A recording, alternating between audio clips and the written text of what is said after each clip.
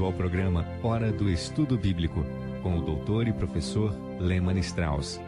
Este estudo é o resultado do tempo pessoal com o Senhor, da experiência de ministério pastoral e das conferências bíblicas do Dr. Lehmann Strauss, que nos instrui e encoraja com o ensino da Palavra de Deus. Agora com você, Hora do Estudo Bíblico, na apresentação de Aurélio Campos. Olá, queridos ouvintes, muito obrigado por estarem sintonizados conosco para mais um programa Hora do Estudo Bíblico. O título do estudo de hoje é O Tribunal de Cristo. Esta expressão aparece pelo menos 2 vezes no Novo Testamento. Lemos em Romanos 14, 10 e 2 Coríntios 5, 10. O Tribunal de Cristo, em minha opinião, é uma doutrina de vital importância para todo filho de Deus e deve influenciar a vida para o bem. O Espírito Santo usou o apóstolo Paulo para escrever sobre este assunto. Ao estudarmos a vida de Paulo, podemos ver claramente que ele viveu todos os dias em antecipação ao Tribunal de Cristo. Bom, antes de continuarmos com o nosso estudo, vamos buscar a Deus em oração.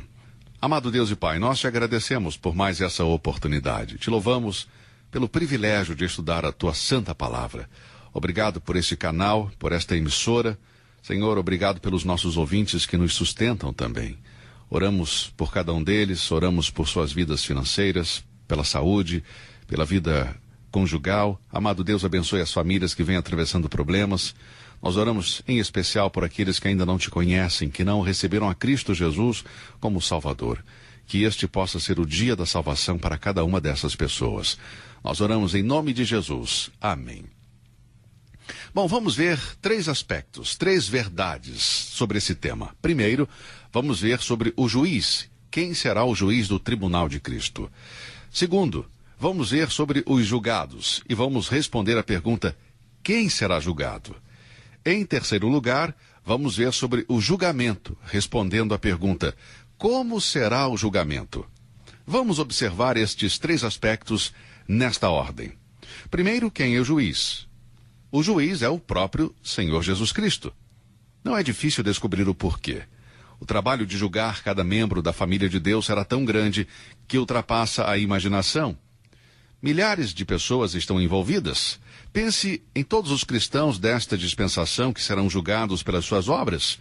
Cada um deles é tão diferente um do outro em tantos aspectos que o juiz deve ser onisciente, isto é, precisa conhecer tudo perfeitamente em sua natureza e caráter.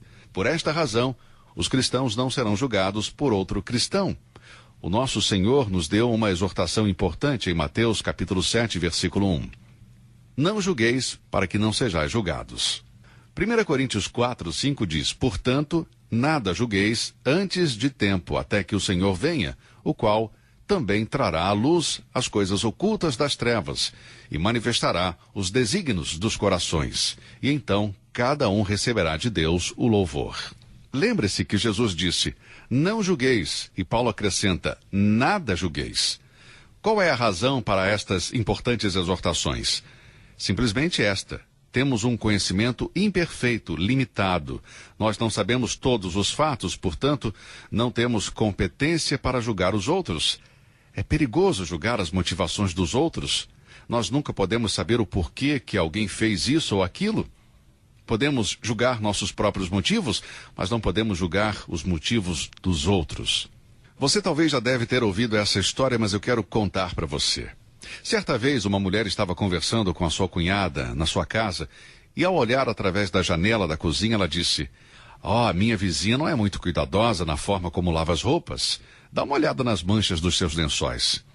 A sua cunhada, que estava sentada tomando café, disse: minha querida, essas manchas não são dos lençóis, estão em sua janela. As roupas de sua vizinha pareceriam mais limpas se a janela dela estivesse limpa. Você lembra das palavras que o Senhor disse aos escribas e fariseus quando eles julgaram a mulher adúltera? Em João 8, versículo 7, ele disse: aquele que estiver sem pecado, atire a primeira pedra. E depois disso, condenados pela própria consciência, eles se retiraram.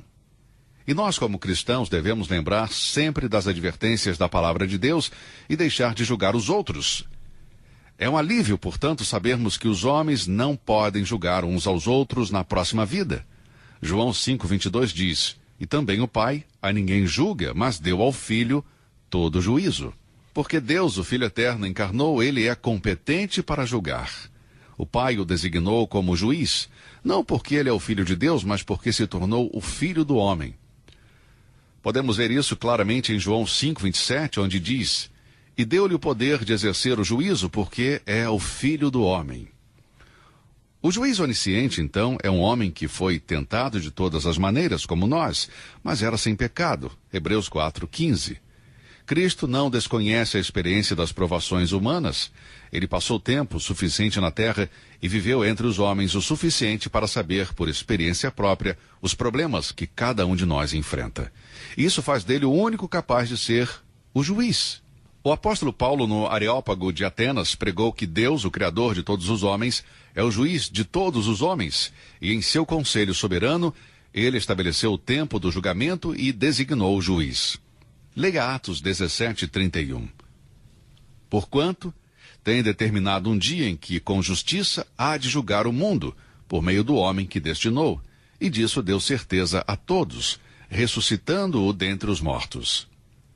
De acordo com esta declaração, todas as pessoas serão julgadas de forma justa por Cristo Jesus.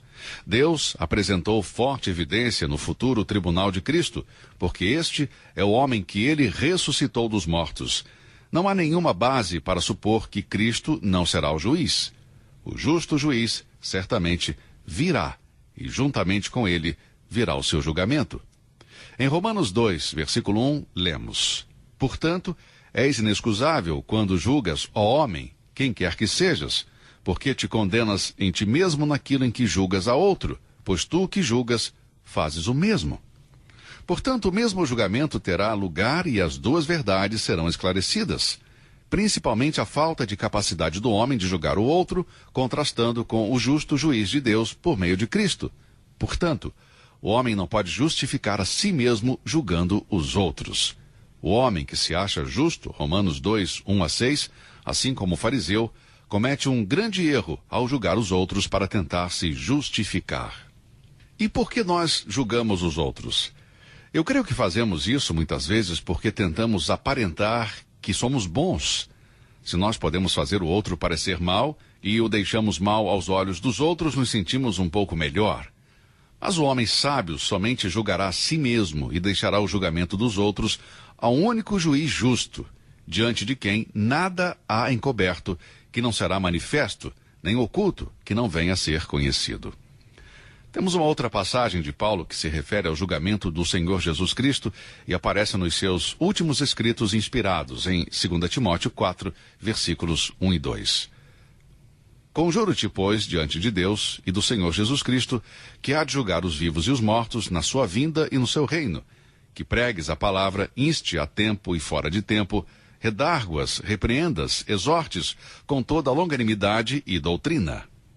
O apóstolo exorta Timóteo a uma pregação fiel da palavra de Deus, porque o Senhor Jesus Cristo vai julgar os vivos e os mortos na sua vinda.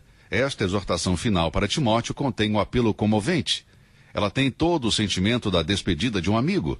É uma importante lembrança de que algum dia, no plano de Deus, nós, os cristãos, seremos examinados, seremos julgados pelo próprio Cristo. Para ele, todo homem, um dia, deverá prestar contas. Pedro também fala sobre a verdade de que um dia Cristo julgará todos os homens. Na casa de Cornélio, Pedro disse em Atos, capítulo 10, versículo 42. E nos mandou pregar ao povo e testificar que ele é o que por Deus foi constituído juiz dos vivos e dos mortos. Quem será julgado no tribunal de Cristo? Vamos olhar para os registros que Paulo nos deixou e que mencionam o tribunal de Cristo. Eles estão em Romanos, capítulo 14, versículo 10, e 2 Coríntios 5, versículo 10. Porque todos devemos comparecer ante o tribunal de Cristo. A palavra todos, nestas passagens, apenas se refere aos cristãos, ou seja, somente aqueles que são salvos. Se compararmos as passagens relevantes do Novo Testamento, que se referem ao julgamento futuro, veremos que não existirá um julgamento geral para todos os membros da raça humana. Há aqueles que ensinam que haverá um julgamento geral, quando toda a humanidade estará diante de Deus, todos juntos de uma só vez. E isso é um erro. O julgamento futuro será em 2 grandes períodos. Eles são identificados como julgamentos pré-milenar e pós-milenar. O julgamento pré-milenar é o que iremos estudar, que inclui o tribunal de Cristo. Este é o julgamento em que o mundo ímpio não terá parte. Esse é um julgamento que pertence somente ao Senhor e juiz daqueles que são salvos, dos cristãos. Agora, é muito importante saber o seguinte: existe um julgamento dividido em 3 partes para todos os cristãos. O primeiro faz parte do passado. É seu julgamento como um pecador, quando o pecador aceita a obra que Cristo fez na cruz por seus pecados. Nunca mais será julgado como um pecador. João 5,24 diz: na verdade vos digo, que quem ouve a minha palavra e crê naquele que me enviou, tem a vida eterna, e não entrará em condenação, mas passou da morte para a vida. Paulo diz em Romanos 8, versículo 1: portanto, agora nenhuma condenação há para os que estão em Cristo Jesus, que não andam segundo a carne, mas segundo o Espírito. É um ensinamento falso que diz que depois da morte o cristão será julgado para comprovar se está apto ou não para ir para o céu. Digo mais uma vez, amigo, isso é coisa errada, é falso. É um ponto de vista errado que diz que no tribunal de Cristo, Deus punirá os cristãos pelos pecados que cometeram desde que se tornaram seus filhos. Tal interpretação da Bíblia falha em ver a eficácia e o valor da morte de Cristo. Quando Deus resgata o pecador que recebe Jesus, ele o limpa completamente. 1 João 1,7 diz: o sangue de Jesus, seu Filho, nos purifica de todo o pecado. Não alguns, mas todo o pecado. Deus tira o pecado completamente e perfeitamente, não parcialmente. Deixe-me apresentar alguns versículos que nos dizem o que Deus fez com os nossos pecados. Vamos ler. Salmos 103,12 diz: assim como está longe o Oriente do Ocidente, assim afasta de nós as nossas transgressões. Isaías 38,17 diz: porque lançaste para trás das tuas costas todos os meus pecados. Jeremias 31:34, porque lhes perdoarei a sua maldade, e nunca mais me lembrarei dos seus pecados. Miqueias 7:19, sujeitará as nossas iniquidades, e tu lançarás todos os seus pecados nas profundezas do mar. Oh, querido amigo, o sangue de nosso Senhor e Salvador Jesus Cristo nos purifica de forma tão completa e perfeita que Deus não pode encontrar em nós algo para condenar. O julgamento do cristão por seu pecado é passado, portanto, o tribunal de Cristo não é um julgamento dos pecados cometidos antes ou depois de ter sido salvo. Graças a Deus, os nossos pecados são passados e estão cobertos se somos nascidos de novo.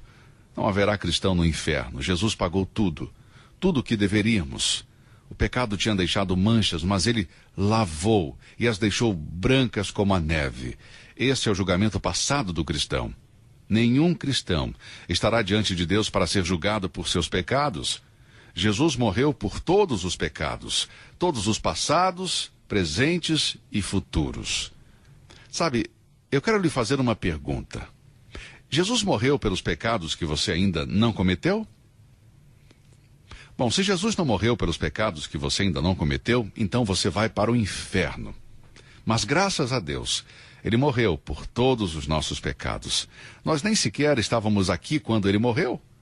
Nós ainda nem tínhamos nascido quando ele morreu e, no entanto, ele morreu por todos os nossos pecados.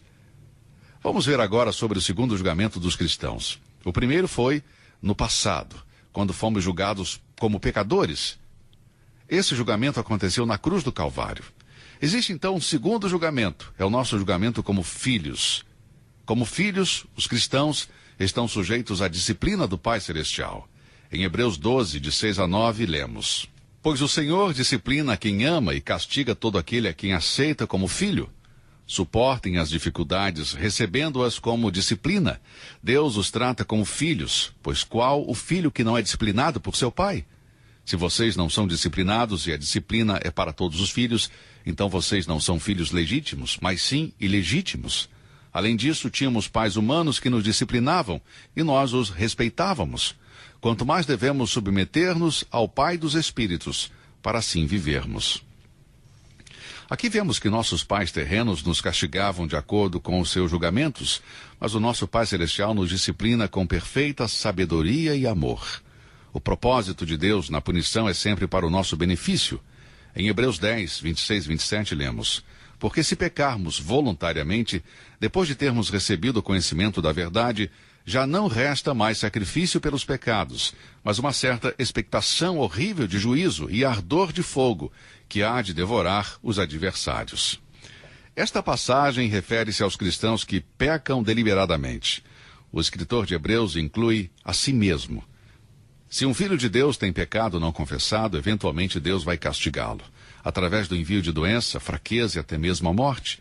Deus nunca abandona os seus filhos nas mãos do diabo, mas disciplina seus filhos e, portanto, remove a vítima de seu inimigo.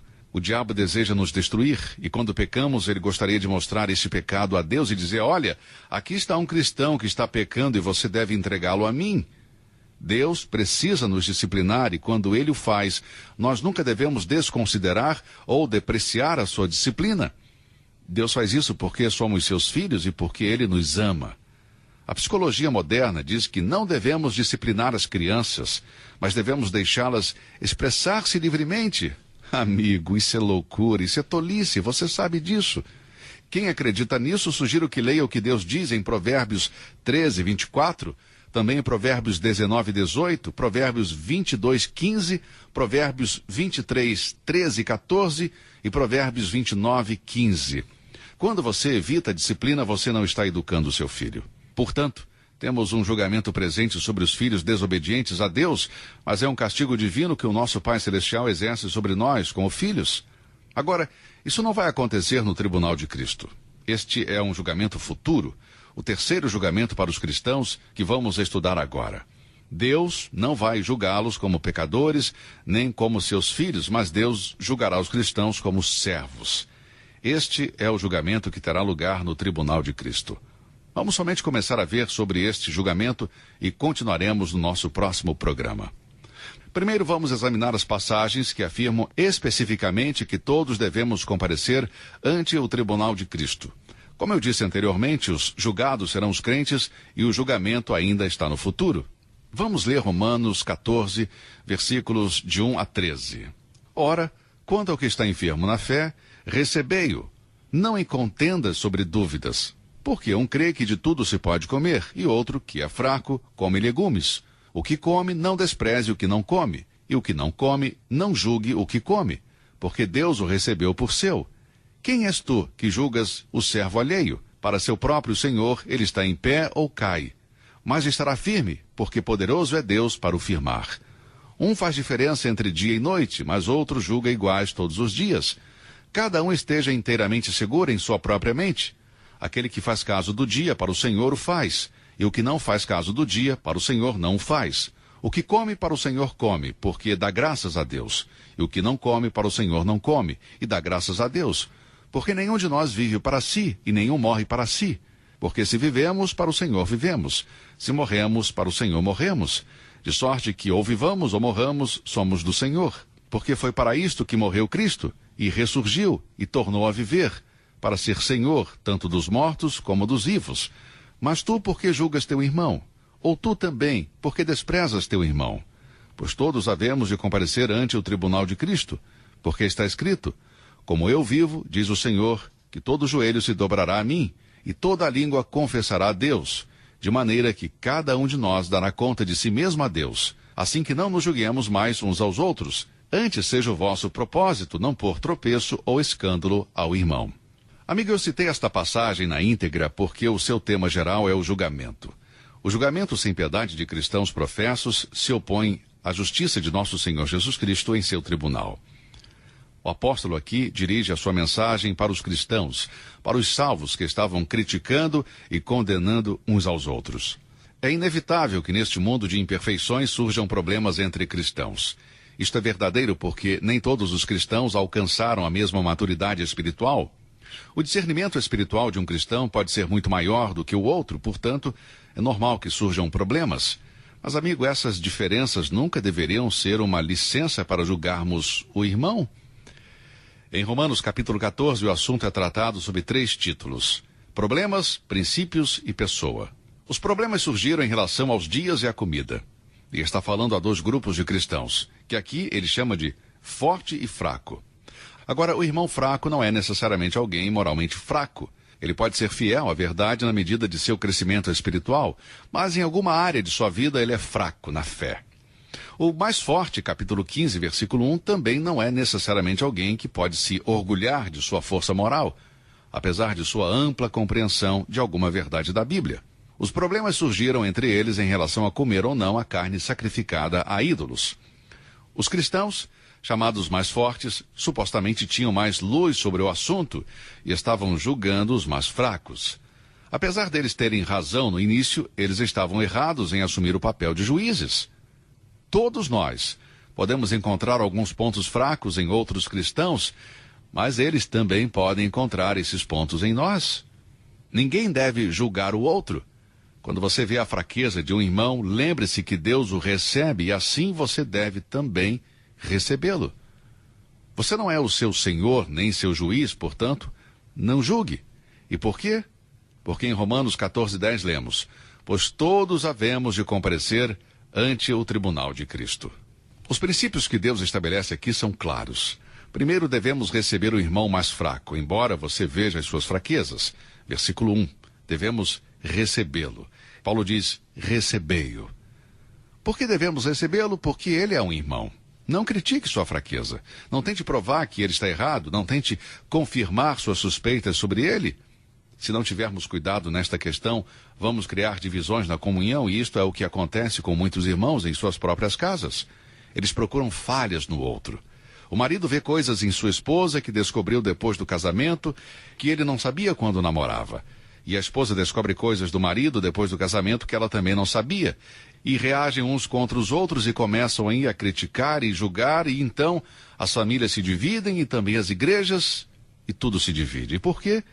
Porque julgamos uns aos outros. Amigo, todos nós estaremos diante do tribunal de Cristo, e a sua fraqueza e a minha fraqueza serão trazidas à luz naquele dia. Portanto, não vamos nos preocupar em julgar uns aos outros, e sim entregar o julgamento para Deus. Vamos olhar no espelho da palavra de Deus e procurar melhorar, de modo que quando comparecermos perante o tribunal de Cristo, tenhamos uma boa prestação de contas diante dele. Bem, o nosso tempo por hoje acabou. Se Deus quiser, vamos continuar com o nosso estudo em nosso próximo programa. Que Deus te abençoe e até lá. Você ouviu Hora do Estudo Bíblico com o professor e doutor Lehmann Strauss, na apresentação de Aurélio Campos. Se você deseja ouvir novamente esta mensagem, visite a nossa página na internet www.bbnradio.org. Fica o convite para você nos acompanhar amanhã, neste mesmo horário, aqui na BBN. Hora do Estudo Bíblico é uma produção da BBN.